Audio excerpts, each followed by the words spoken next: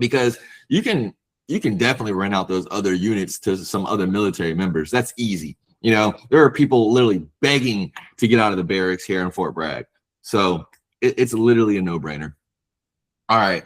So with the 10 beautiful people we have in here, people are always going to join in a little bit late, so we'll get them in here.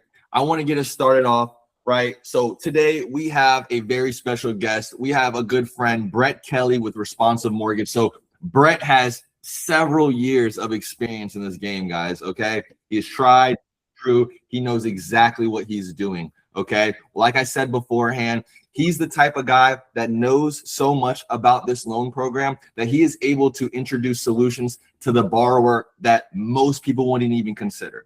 Okay. And today he's going to give us a peek inside that mind on how he comes up with these strategies, maybe some strategies you never heard of, how to get buyers off the fence, and really how to get that deal to the closing table. Okay.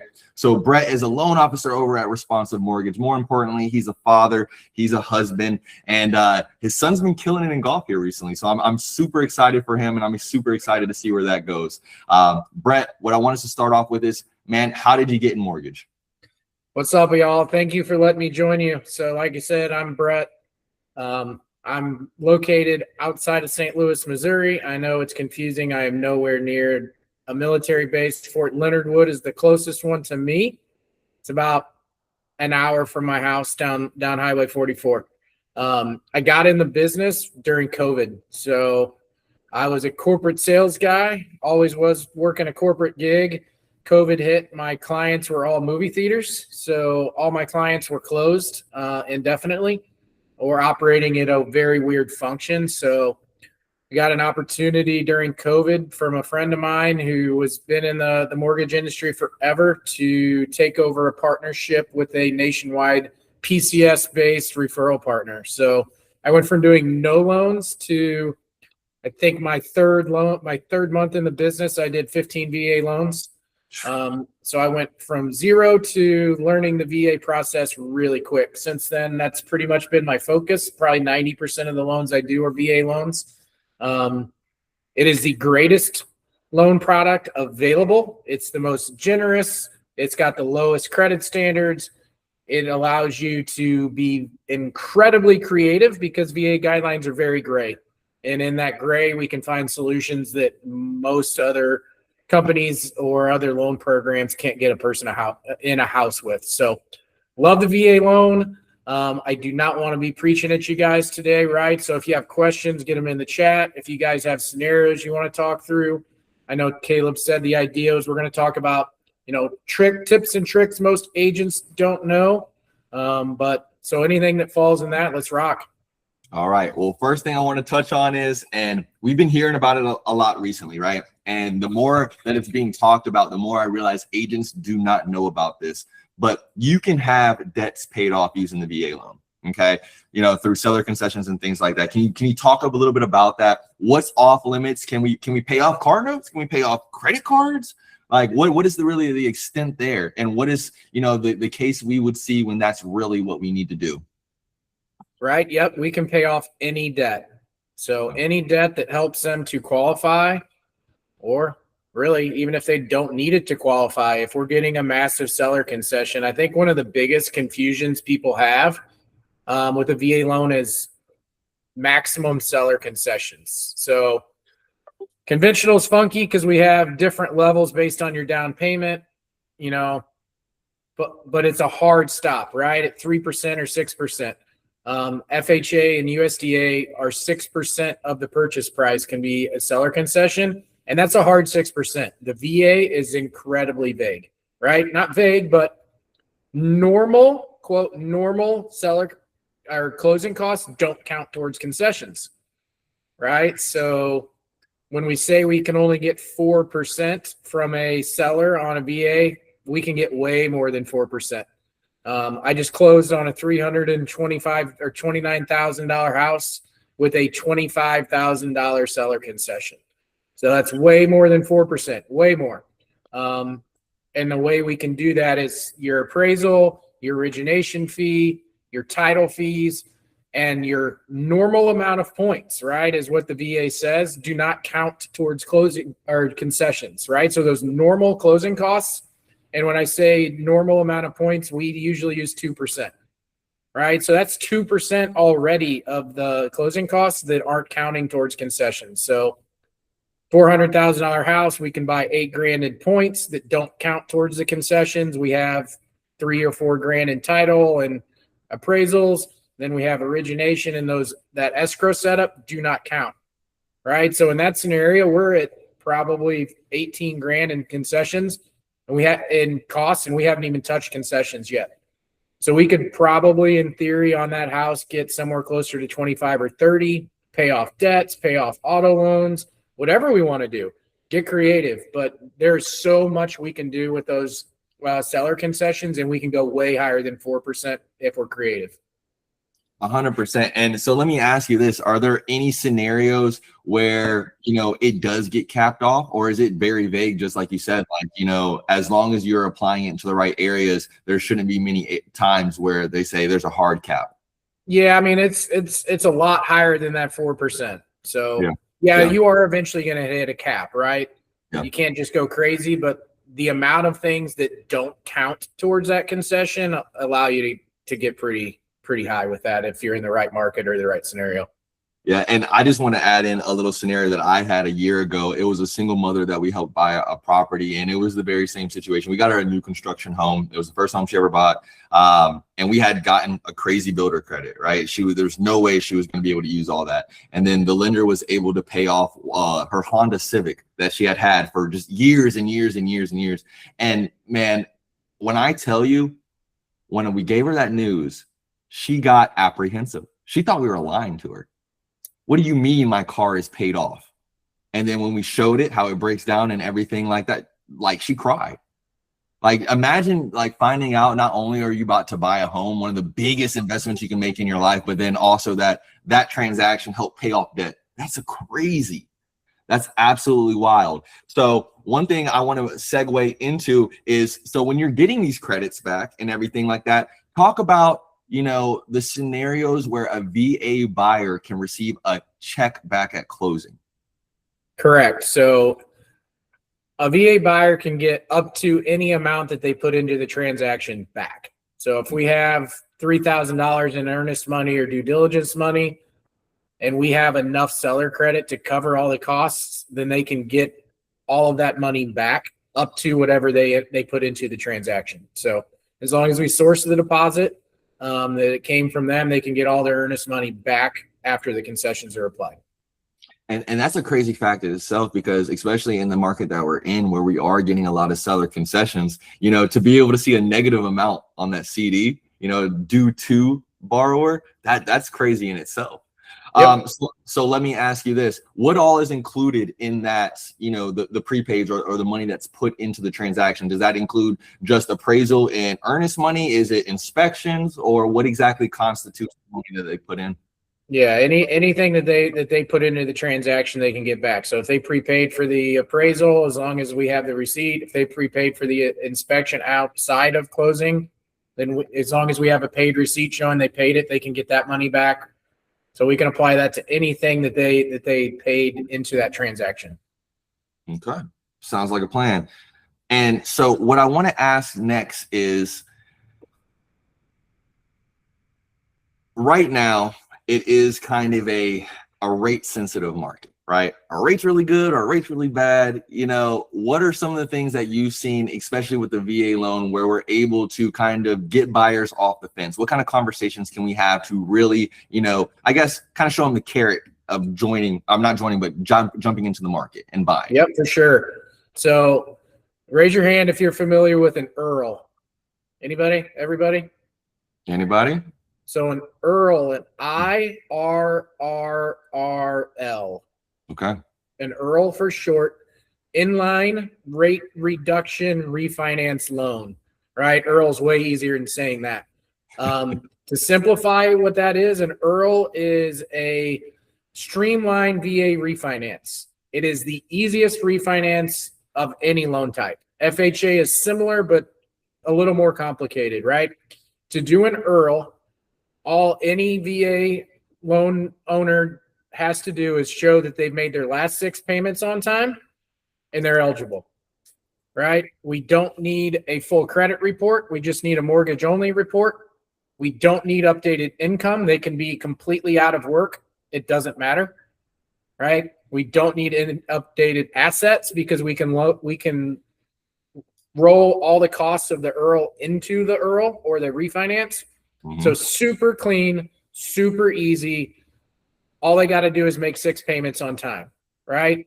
So when I'm talking to buyers right now, is we've kind of peaked the highest level of the year right now on rates. I'm getting a little more pushback on people like, rates are back up. I'm going to wait till they go back down.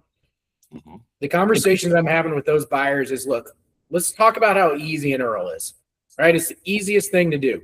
When rates drop 3/4 of a point, I'm going to call you and we're going to get you within, I can close an Earl in 14 to 20 days pretty easily.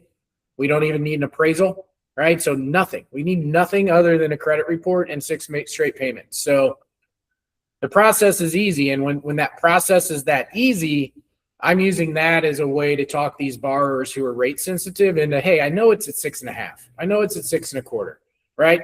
You think you want to wait till it gets to 5.5. Why wait? Because when it's at 5.5, how many more people are going to be in the market, right? Now we're competitive again. Get people off the fence now, show them how easy an Earl is later and use that as an opportunity to get them moving a little quicker than they would be with that idea that, hey, we're going to make this really simple 6 months from now, 12 months from now to get your payment down where you want it. So don't sweat today. Okay. 100%. So guys, I'm about to shift gears a little bit. Does anybody have any questions about the Earl? Because that's a new concept. Okay. And that's a tool in the arsenal that you can use in the future. Any lender partners you're working with VA loans, make sure you bring that up and have them really dive into it with your current clients and see how it may be able to help them. But switching gears really quick, right? I want to talk a little bit about entitlement, Brett. Okay. So how do we explain entitlement to a borrower? You know what I'm saying? Obviously, most of the time we have these conversations and we say, go ahead and talk to a loan officer. But if there's maybe a Spark Notes version that an agent can briefly talk to their client about their entitlement, what would you say is the important things to speak about? So anyone who's eligible for a VA loan has basic entitlement, right? And the easiest way to describe entitlement, on a conventional loan, you need 20% down to not have PMI. Right. So that's the 20% risk threshold where a loan becomes less risky. Your entitlement is 25% of your loan amount, right? So the government, the VA is guaranteeing 25% of that loan. So essentially the VA is saying if something goes wrong with this file or this buyer a year from now, the VA is going to cover to the owner of that loan 25% of the loan amount. So essentially what the VA is giving an entitlement is a 25% down payment guarantee if they need it. That's why VA loans are the rates are better than conventional, because they essentially are guaranteed a 25% equity from the government if the loan should go funky, right? So 25% of the loan amount is your entitlement. But the confusing part is you hear things like county loan rates. Most counties are about $850,000 right now. Hawaii's probably way higher. I know we got Hawaii on the call because the cost of living so high that the county loan limit's higher. A lot of people think you can only go up to that county loan. You can do $3 million, 0% down if you want. I've done a $2.8 million VA with 0% down. As long as you have your basic entitlement, you can go unlimited amount on a VA with no money down. So you mentioned basic. What other types of entitlement are there? Are there lesser forms? So not lesser, but you can do what's called a bonus entitlement. A lot of people think you can only have one VA loan at a time. Not true. What we do, if you want to have a second VA loan, we look at how much entitlement you used on the first purchase and then how much is required for the second. And as long as there's enough entitlement left over, then you can do a second VA loan with no money down. You can still do a second VA loan if you don't have enough entitlement, but it will require somewhat of a down payment. It just depends on how much entitlement you used and what that loan limit is. That county loan limit only comes into effect for your second or bonus entitlement. Okay. Sounds like a plan. Moving on to the next one. I want to talk about a little bit of qualification criteria. All right. So a lot of the people in this chat are, either active duty, they're military affiliated, veterans. Most of them may have used their VA loan already, right? But let's talk about the common misconception. Brett, can you tell everybody what is the minimum credit score and the minimum DTI ratio you need to have in order to qualify for a VA loan? There is none. Thank you. There is none. There is none. It gets more difficult the lower we get. Yeah. And different lenders will have different overlays, right? So I think Veterans United won't take below 620. In-house, we personally keep it at 580, but I can go down to a 500 with some different brokers that I have. So there is no minimum. It really is lender dependent how low they'll go. But 500 is as low as I can go, and most people will go. Okay. And how does BAH or special pay impact qualification for our military buyers? So BAH is great. So you got your subsistence and your housing allotments that are guaranteed each month for active duty. They are not taxed. So we can gross them up. So an E6 at Fort Bragg right now is getting $2,100, $2,120 or $2,140, right, Caleb? Something like that. $2,140. Yeah. So they're getting $2,140. When I account it for qualifying purposes, I can multiply that by 1.25. All right. So I'm getting closer to $2,600 in income from that because it's not taxed. So we can count it as more income because we're assuming that, their basic pay is taxed. So it gets counted normally, but the BAH and BAS, we can gross up and help them qualify for more.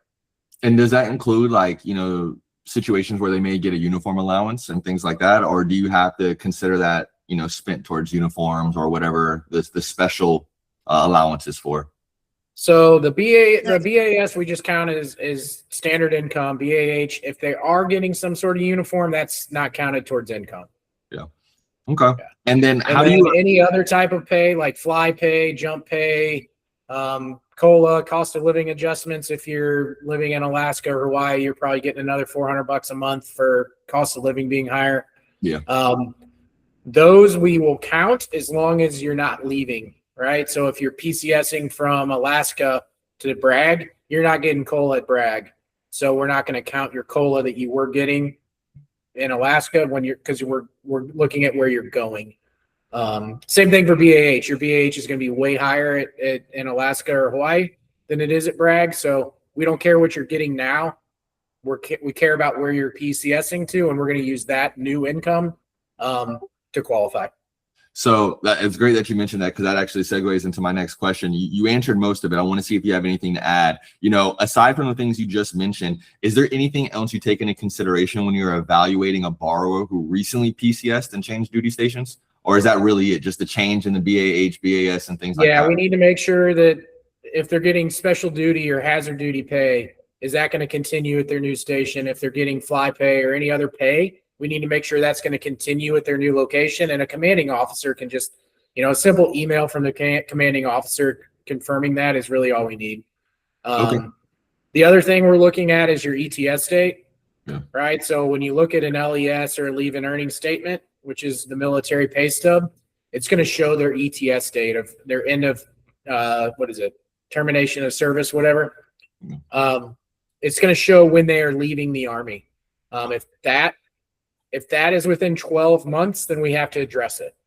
Okay. So it doesn't mean it's a no, but we have to show their income is going to continue more than 12 months. Well, if their ETS date 6 months from now, we have to figure out, okay, do you have a job lined up?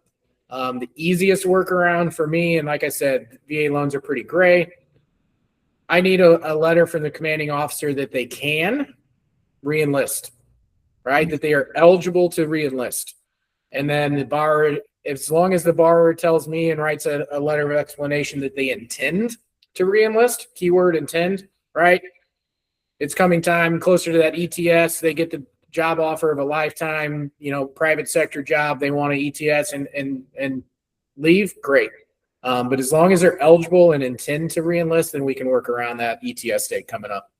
And guys, that's a tool right there, because I can't tell you how many times I've had that conversation with a military member that's getting out, right? And they're like, man, I can't wait to use my benefits. I'm getting out this, that, and another. And then you have to have a conversation of, you have to have a job letter. And not only that, you have to have a job letter that, is sufficient enough to give you the pre-approval amount you want, so definitely being able to have a conversation with your lender, like Brett is talking about, have that tool. Okay, because that is a conversation you want to have, especially as military members are starting to get out.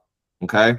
Now, so when we're talking about debt to income and qualification, what compensating factors can help overcome a higher DTI?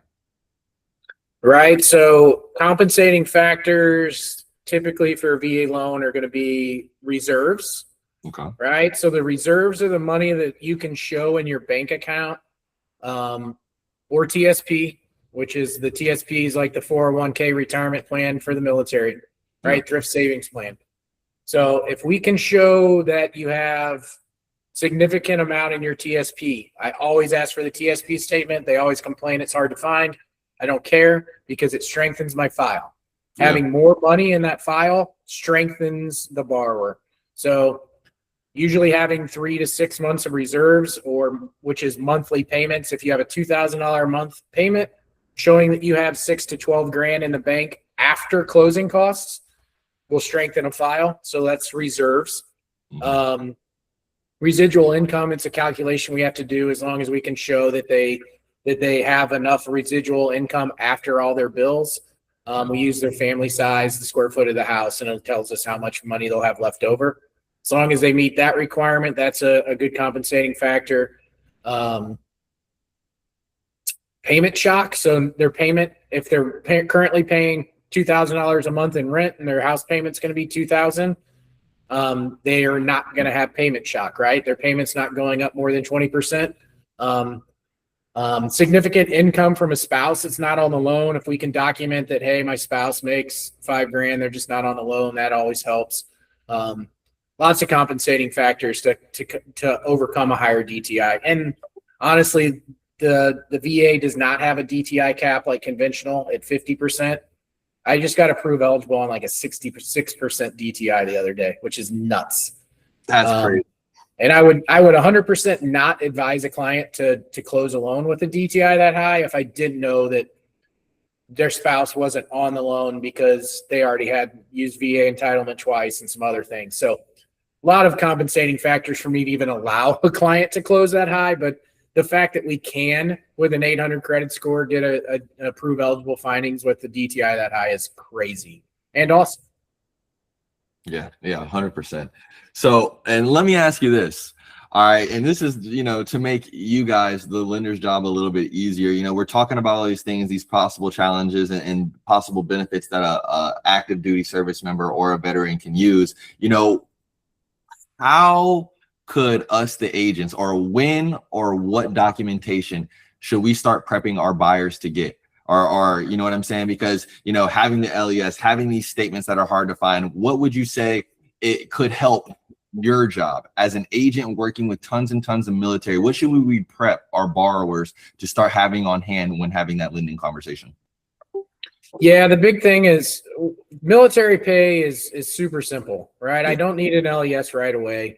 It's published on the website. I can click on the website. I can put in E5 with 6 years of service and how many kids they have, or if they have a wife, they have a dependent, right? And what zip code they're at, and it will tell me exactly what they get paid, exactly what their BAH and BAS is. Income's super easy for active duty. Assets is the big thing, right? Because we're a team. Yeah. Right. Caleb and I work deals together. It's the first conversation we have is, do we have closing costs? Right. Is the seller going to pay it, or do we have to find it? Right. And if we have to find it, then the biggest thing that I need from the borrower is I need your bank statements so I can see that we have assets. Fort Bragg, I haven't had a buyer have to pay closing costs this year, probably. It's great. But that's not every market. And that's not all the time, right? PCS season's happening. Some houses are getting a little more competitive with multiple offers. So we're starting to see that go away temporarily, I think. But the biggest key is, as a team, the agent and the loan officer really need to have a plan on closing costs, because we're 0% down, right? And most borrowers think, well, it's 0% down, I don't need any money. Well, they forget about closing costs. So having a plan as a team about closing costs, like, hey, they got like $4,000. So I think if you can get me 4, great. Working together to figure out how to cover those closing costs, I can load it into the rate. I do it all the time. Good lenders should be having this conversation. Hey, your rate doesn't matter. What matters is your payment. And if you tell me you want to get this house with a $2,200 payment to meet your BAH, then maybe we look at raising your rate from 6.25 to 6.75. Sure, it gets your payment up, but it's still underneath your BAH.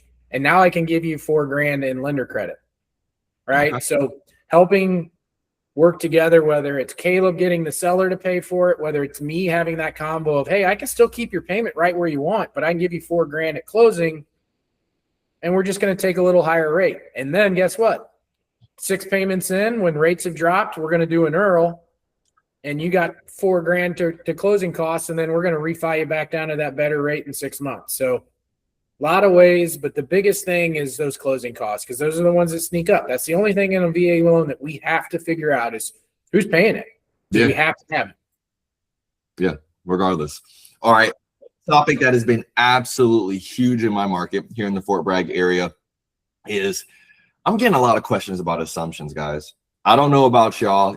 When a military buyer is starting to understand the benefit of their VA loan, the first thing they hear is assumption. I can assume the loan. Brett, really quick, really summarize, what is an assumption when we're talking about the VA loan? So an assumption is a lot of us who bought during COVID have 2.5% interest rates. I do. I got 2.9. I'd love to move. I can't move. Yeah. I'm stuck. I'm a forced renter in my own house, but a VA loan can be assumed. So if you sell your house with a 2.5% interest rate, someone else can buy your house and assume that loan and take over that loan. A few things to consider: if you let a non-military member assume your house or assume your loan, your entitlement stays with that loan until it's paid off. So something to consider, letting a non-VA person assume your loan. It can be done, but you're going to lose that entitlement. Doesn't mean you can't get enough bonus entitlement to go buy another house, but something to consider. Really quick, I don't mean to cut you off, Brett. How would a military member reassume that entitlement? Does that current borrower who assumed the loan, do they need to then sell for that? They would have to pay it off or refinance or do anything to get rid of that loan and get it paid off before that entitlement would be renewed. Okay. So a lot of buyers are hesitant to do that, and I don't blame them. I wouldn't recommend it. Yeah, right. The other thing to consider is, let's just say you bought your house, you have a 2.5% interest rate, your loan is $200,000, and you're going to sell your house for $300,000. The buyer who's assuming your loan has to bridge that gap of the 200 to the 300 somehow. The VA will allow you to take a second mortgage out to cover that. So essentially like a HELOC or home equity line of credit that would allow you to come up with that $100,000 as a second loan. That is allowed, but you do have to figure out how to come up with the difference between the purchase price and the loan you're assuming. Yeah, and I can't tell you how many times I've had clients that just think they're going to take over the principal balance. Yeah, they feel like that's pretty much all they're responsible for. So what qualifications must a buyer meet to assume that VA loan? Like the review is pretty much the same as a standard review. So that whoever owns the loan, whoever's servicing the loan, Mr. Cooper, Penny Mac, whoever's servicing the loan would then negotiate and take a loan application for whoever's going to assume the loan and approve it, similar to getting approved for a purchase. Okay. And then, so you had mentioned right beforehand that a borrower, if they decided they want to assume the VA loan, they could take out a second mortgage. Well, if that borrower is also military, does that second mortgage impact their entitlement? Or is that... No, it doesn't. Okay. No, that's just essentially like a personal note or a HELOC that's put in place to in a second lien position to your VA loan. And so with that being said, Brett, I know you can close VA loans in about 20, 25 days. How long are assumptions taking? Is it about the same timeline? Are we jumping through more hoops? They're a disaster. Okay. Okay. 60 to, what I've always told people is assume 60 to 90 days for it to close. Yeah. I've seen them take up to 120 days. The servicing company, they don't care. They're not engaged like you would be me on a normal, normal purchase contract, where if I miss my closing date, Caleb and his team or any other agent's going to be mad at me. The servicing companies don't care. They're gonna get it done when they feel like they're gonna get it done. So it's a different process, but in theory, right, it should make your house worth more. If I'm marketing a house that has a VA loan at a 2.5% rate, that house is worth significantly more than the same house next door that you're gonna have to get a 6.5% rate on, right? And so using that as on the sell side is a negotiating strategy of, hey, I know it's a slow market, but this house has a 2.5% interest rate. So I know you want me to do a price reduction. I'm not going to do it. Right? Why? Because your payment's going to be $300, $400 a month lower than the house next door. So it is a bargaining chip from the sales side.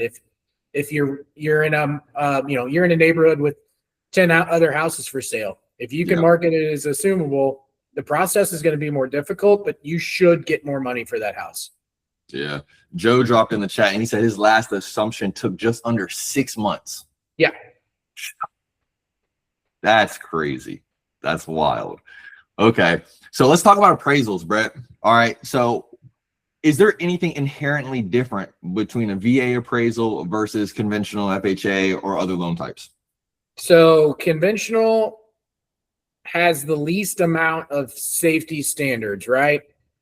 On a conventional loan, the only thing they really care about is there a range in the kitchen? Is there a functioning kitchen, which means is there a sink and a stove, and does the heat work? They have to be able to heat the house above 55 degrees, so it's a safe place to live. So that's all that matters. Now, if there's glaring issues on conventional, they may call it out, like a shattered window in a public area that could, easily cut someone. That's going to get called out. On a VA, USDA, and FHA loan, they also have some predications of minimum safety standards. They're getting more flexible with them over time, depending on the age of the house. Peeling paint could be lead paint, so they're going to require you to sand it and cover it. Yeah. Tripping hazards, right? If you got a hardwood floor that's buckled and you got some boards that are popped up that you could trip on, rotting wood around a doorway, rotting wood pretty much anywhere is going to have issues. But they're looking for a little bit deeper into the safety standards of the house to make sure that the house is going to be a safe place to inhabit. Yeah, I'm not gonna lie, guys. 3 months ago, I had an appraisal required repair that had to do with smell. They said it smelled too much like cat pee in there. And let me tell you, that was a hard repair to get successfully completed. We had to have that appraiser go out there twice. Yeah, we had to put an ozone machine in there and everything. All right, so talking about the appraisal, Brett, talk to us a little bit about Tidewater, man. For those that don't know what Tidewater is and that lovely notification. I think it is a lovely notification. I hear a lot of complaints about Tidewater. So Tidewater is, if a VA appraisal is going to come in low, the appraiser, instead of giving you a low appraisal, will give you a notice that it's going to come in low. They don't tell you how low. They don't tell you what the number is, but they give you 48 hours to submit comps to basically say, hey, here's how we came up with this purchase price. Here's 3 comps. Please review these and make sure that you're considering these. The appraiser doesn't have to like the comps you sent. He doesn't have to raise the value, but the appraiser is giving you the opportunity and a heads up that, hey, we have a problem. Help me fix it. A lot of agents look at it as like, oh crap, this is, just coming in low. They don't want it to come in low. They want you to help them get value. They want to get to value. No other loan program does this, right? Conventional loan, FHA, the appraiser's going to say, hey, sorry, it's 10 grand low. Good luck. And now you have to file an appeal, all these other things. The appraisers and the VA is actually giving you the opportunity to sell the appraiser on why it should meet value. 100%. They may not agree. And if they don't, and the appraisal still comes back in low, we also now have another process called an ROV, reconsideration of value. Yes. Few keys for the ROV or reconsideration of value. It has to be requested by the veteran. It cannot be requested by the agent. Yep. And the reason for this is they don't want agents who are focused on sale price and commission to influence the buyer to try to get a value up, right? Because everything the VA is doing is to protect the veteran. And if the house is worth $300K according to the appraiser, and we're trying to convince them to raise that value, that might not be in the best interest of the veteran. The veteran might want to pay 300. But if the veteran wants this house so bad and he thinks it's worth more, the veteran has to request it. So a letter saying, I want a reconsideration of value on 123 Main Street, and they have to request a specific value. That value doesn't have to be the purchase price. Yep. You and your buyer may think, you know what? I think it is going to appraise low, but I think it's worth more, right? So maybe they request, instead of 320 as the purchase price and it came in at 300, maybe they request a value of 310, and that's what they're hoping for, right? The request has to come from the veteran, and then the VA themselves will review the 3 comps that you send, along with the letter requesting it. And the VA has a team of people who will actually look at overturning or overriding what the appraiser said and raising value. When I got in this business, the first time I did it, my company I was with laughed at me. They're like, dude, we never win these things. Like, it's a waste of time. It's just extending the process 2 or 3 days. I'd say 70% of the time I've submitted them. I've probably done 30 of them. I've probably 20 to 25 of them have actually been raised. Yeah. And I was going to say, knock on wood, there's been a handful of times we've had to do it in our market. And thankfully, I think only maybe 1 or 2 times they have denied it, especially if that borrower really put some good info in that letter they send, and you don't just send bullshit comps, you actually use good comps, like they will work with you, especially with that statement from the borrower. Okay. One thing I want to touch on as well is, like, I've seen people do ROV for not just value, but appraisal required repairs. If they believe the appraisal required repair is just out there, it doesn't have anything to do with the VA minimum guidelines or anything like that. I've seen them submit for a reconsideration of value for repairs as well. Have you seen that, Brett? I've never done that, but yeah, 100%. You occasionally get some things on those required repairs. You're like, nope, sorry. I push back all the time. Not required. Yeah, 100%. Now, for our people in here, are there any red flags people should look for during the showings? I know you mentioned a few: peeling paint, anything that if you were an agent and you spot it, you're like, let's go ahead and get ahead of this issue now. Oh, I'm the king of scouring listing photos. They do a good job of hiding issues, right? But if it's not bad enough to show up in a listing photo, it's probably fine. Okay. I tell people with like 95% confidence, send me the listing photos and I'll tell you if we're going to have issues, right? Broken glass. Any broken glass is going to be an issue. Okay. Any rotting trim around doors is going to be an issue. Trip hazards, railings that don't work, right? So if a stair railing is wobbly, they're going to make you stabilize it. Yeah. If you have stairs that are above, like I think it's two steps, right? Yeah, I think it's like 2 or 3 steps. Yep, you're going to have, you have 3 or 4 steps going up your porch to the house and there's no railing, they're going to require a railing to be put on. Peeling paint's not as bad as it used to be, because now newer homes, they're not requiring you to do anything. I think it's 1973, right?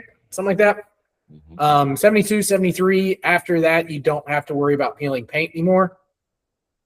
But anything that could trip anything with handrails, decks. I usually look at pictures of decks because, lots of rotted boards on a deck, they're going to call out and have to be replaced. Windows. Really quickly. So in our area, in the Fort Bragg area, there is literally an appraiser that is known, he's famously known for jumping on the deck like it's a bed, like it was a kid on a bed. He'll sit there, jump 3 times to see if it'll bust. That's his litmus test. You know what I'm saying? If it cracks and it bows and it's on the report, if it's fine afterwards, he's good to go. It's crazy. It's absolutely nuts. It happened on one of my listings. That's how I found out about the guy. I go there after the appraisal, and there's a hole in the deck. Like, don't get me wrong, the deck is old, my guy. But I go there, and you can see where his foot went through it. So it's crazy. I apologize for interrupting you, but certain appraisers are really funny about decks, especially deteriorated wood. Okay, Brett, we're coming up on the end. There's a few high-level things I want to talk about before we jump into a QA. All right. So what do you feel like in your experience is the most common piece of bad advice veterans receive when it comes to buying a home? I'm sure you've seen some just crazy off the wall things, right? What would you say?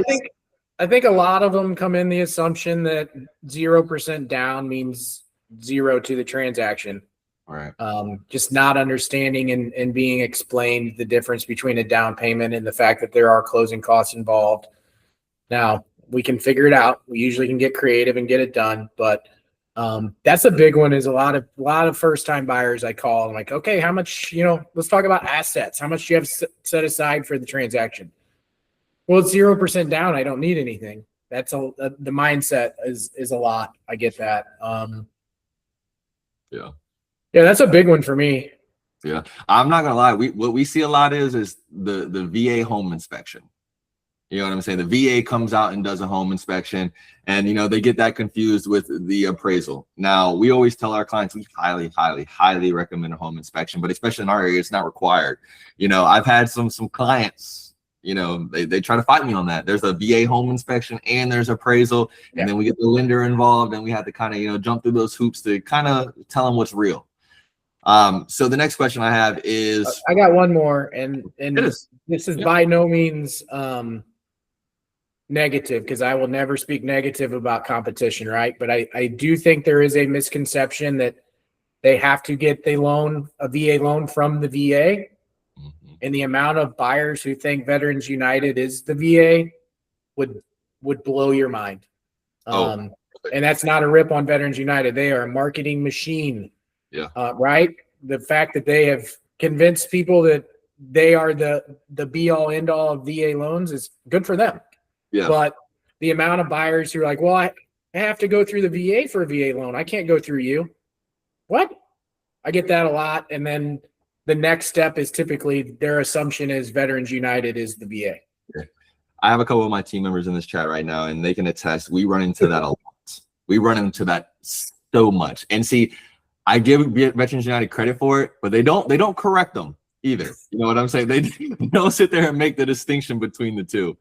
All right. So if you could change one thing about how agents work with VA buyers, what would it be? So when you're around military communities, it's a little different vibe. Yeah. Because they're used to 80% of their offers being VA loans. I'm in St. Louis. Yeah. I will tell you this. Old school agents, old school market, VA loans suck. They're going to appraise low. They're going to have all these repairs. Getting any VA loan, I have to beg to get accepted. If there's any competition and it's conventional loan and it's $5,000 less, but conventional, they're going to take conventional and less money all day. And I hate it. I hate it because I do so much trying to educate people, especially listing agents. The VA loan is the easiest loan for me to close, period. The pull through of a pre-approval to a close on a VA is infinitely, and this is nationwide, not me, this is the highest performing loan of pre-approval to close is VA, period. End of story. It's not even close. But the negative attitude from the seller side and non-VA specific markets, that's what I would change.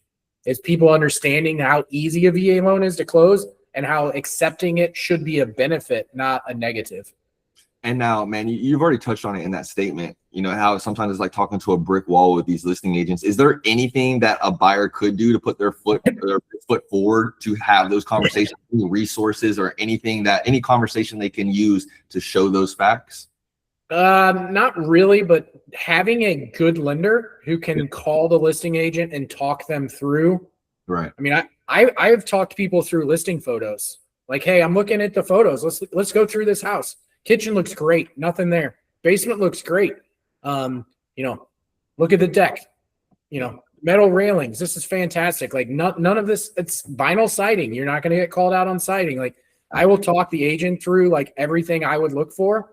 So if your lender's not calling on your behalf with every VA loan, find a new one. Yeah. Right. So yeah, that's one thing I'd say is have a good lender who can help with the conversation with the listing agent and the listing side is the biggest key. The biggest key. So last question before we turn it over to everybody else. What trends, what news, anything, what are you watching right now that could significantly impact military buyers in the next 12 months? Inflation and Iran. Okay. Right. 100%. We need Iran, this whole conflict to go away. We need gas prices to stabilize because it's hurting inflation. So all of these uncertainties are hurting the bond market, which are hurting rates. You know, Yeah. Best thing we could do, and the most thing I'm watching is rates and what's happening in the market that could help get rates down. Okay.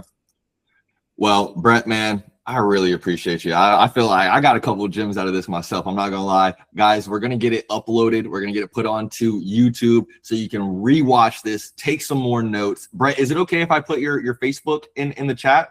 In case anybody- put my Facebook. If you want to put my cell phone in there, I'm available night and day. I only have a cell phone. I don't have a work phone. I don't have an office line. If I'm awake, I will answer your questions. If you got a deal falling through, you need advice on. If it's something I'm not even going to work with your client on, I don't care. I pride myself on being a resource and answering questions. So ping me anytime, night or day, and I'll answer. Yeah, I just dropped your information in there. Now, we did have a question from Jimmy a little bit earlier in the session. He said, how many times can you do an Earl? You can do an Earl as many times as you want. Okay. The only rule that gets funky with refinancing. Remember, I said we can have a bonus entitlement, so we can have two at a time. I'm running into this right now. Fort Bragg, I got a guy who wants to move. He already has 2 VA loans.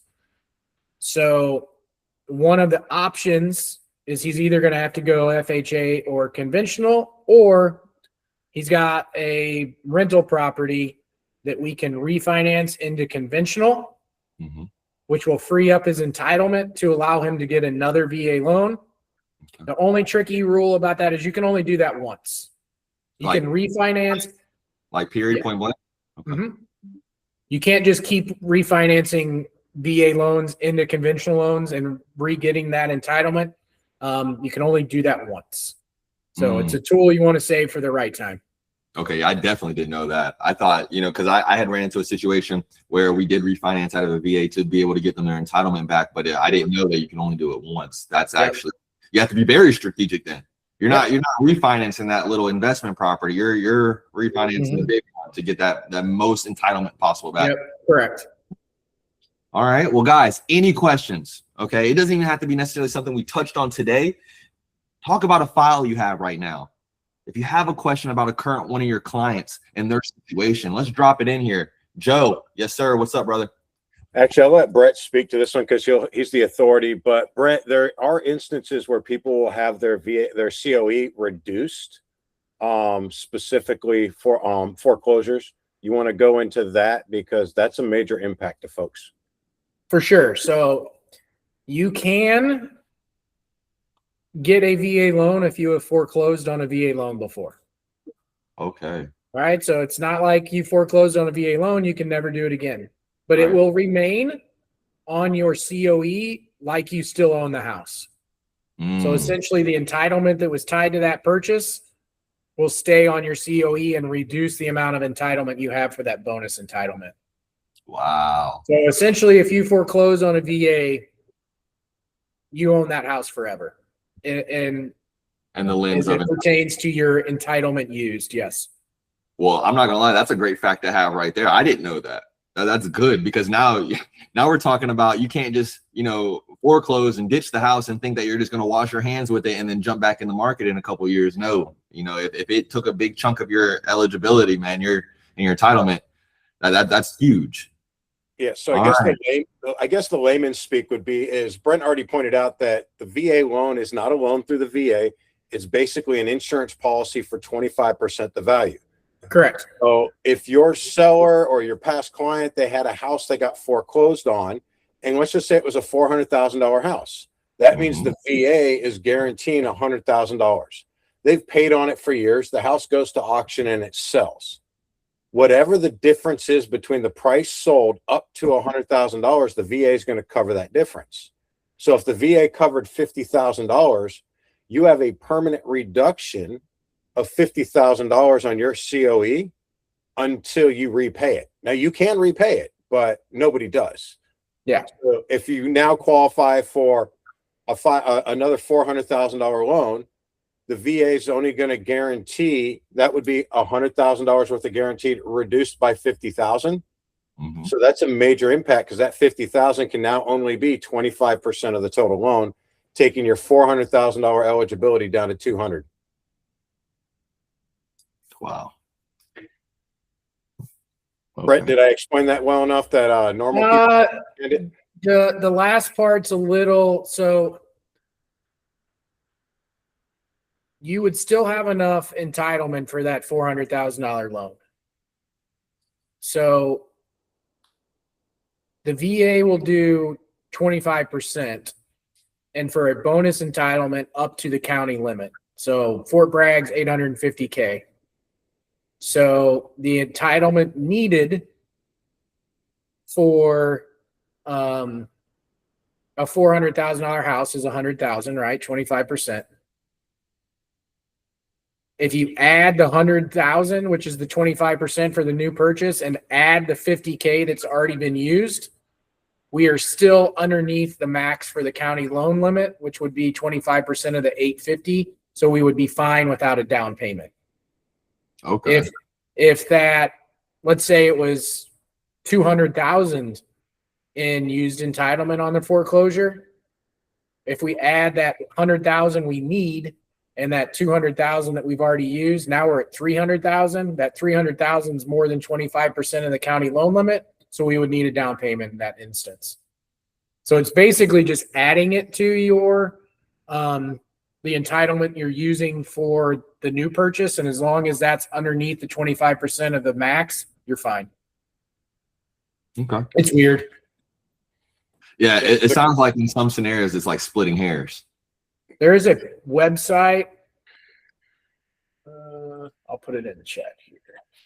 Basically, if you got a past client, or I shouldn't call them a past client, they're still a client even though they bought in the past, that use their VA loan, that when you're doing that quarterly check-in with them and you get a hint that they got some financial problems, it's a conversation to have that, hey, they might not want to go back to renting or whatnot, but it may be in their best interest to liquidate the asset to maintain their entire COE. Plus, it might, if there's positive equity, it might help fix their financial problems. I think that's a really good point. Okay. Jimmy posted in the chat. He said, what is the total amount of the VA loan? Total amount. Does it depend on entitlement? Is there an established max, So the max it's ever going to be is 100.3 or 103.3 is going to be the loan to value, right? So you can do 0%. And then there's a funding fee. That funding fee is basically what they collect so that they can insure that 25%. That funding fee goes into a giant account. And when someone forecloses and they have to pay that 25%, it comes from that pool. All right. So your funding fee is going to be dependent on, is it your first time you use it is going to be the least. It's 2.15% of the loan. Mhm. You can pay it up front in 5 years and 700 VA loans. I've never had anyone do it because they allow you to roll it into the loan. So that funding fee, first time's 2.15. Any subsequent use is 3.3% of the loan amount. If you put 5% down, it lowers. If you put 10% down, it lowers even more. So it's dependent on your down payment and if you've used a VA loan before. And if you have any sort of disabilities rating from the military, you do not pay any funding fee. You are funding fee exempt. Right. So, but essentially, whether it's a $500,000 home, $1 million home, there is no cap. Like I know I heard you keep saying something about the county that you're in. Like, how do I figure that out? Is that calculator? If they have full entitlement, meaning they don't own any other VA loans and they've never foreclosed, there is no cap. You can do as much as you want. Okay. And if only time that cap comes into play is if it's your second. And if there's, okay, so second, or if they've been foreclosed, how do you find that cap? Just through the COE, they'll say, hey, here's the maximum amount of. Yeah, and a lender can pull a COE in 2 minutes. I need a birthday and a social and a full name.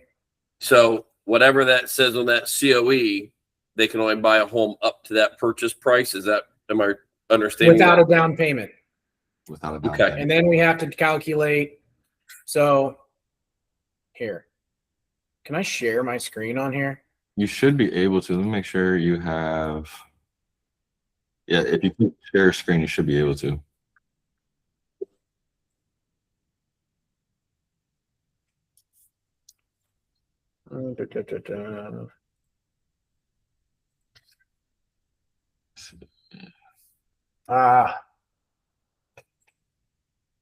Probably not the best way to show it anyways. But yeah, it's a calculation that you got to do based on how much they've used, what the purchase price is, and the county loan limit, and it'll spit out what down payment would be required at any different purchase price. Okay. Well, anybody else got any questions for my guy Brett? No? Okay. Well, I'll make sure to put his contact information in the group chat on WhatsApp. So if anybody does have anything that comes to mind, you can reach out to him and pick his brain. Brett, thank you for your time, man. I appreciate you coming and you hanging out with us for a little bit, you know, talking a little bit about the VA loan and things like that. Guys. All right. Thank y'all. You know what, man? Guys, we're doing this every Tuesday now. All right. It used to be every other Tuesday. Now we're doing it every Tuesday. Okay. So if you have anything that you want to learn about, if you know of anyone or you yourself want to talk about a specific topic, reach out to me. Let's talk about it. Let's get you scheduled. All right. That's what the point of this community is to promote and educate you guys. All right. So even if you feel like you're not the type of speaker, you know, we can hop on. We have a mastermind Q&A back and forth. I'm not going to make you sit here and do a whole presentation to the group, you know, but my main goal is to get you guys more involved. And on top of that, I don't want to give y'all bullshit. Okay. I don't want there to be a Tuesday where you're like, man, I'm going to skip that. That's no value to me. Okay. And if there ever it comes a time where you feel like that, I want you to feel like you can come to us and you can let us know like, hey, that one didn't really, you know, provide as much value as I had hoped. Okay. Because we're only here to get better for you guys. All right. All right. Joe, thanks for contributing. Jimmy, thanks for contributing. Heidi, thanks for being here. Cindy, thank you for being here. If y'all need anything at all, please reach out and y'all have a blessed week. Let's close some deals. Okay, guys? All right. Too easy. The recording will be up by the end of the week.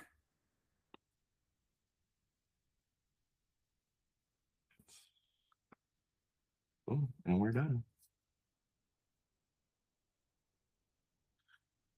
All right.